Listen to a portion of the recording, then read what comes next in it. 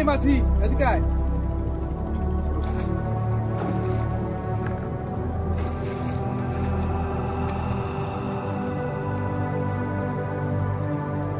আমি কি কোনো ভুল করছি?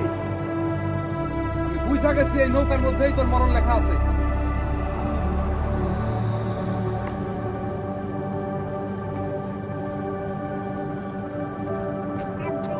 আমি তো আপনার কথা কিছু বুঝতেছি না।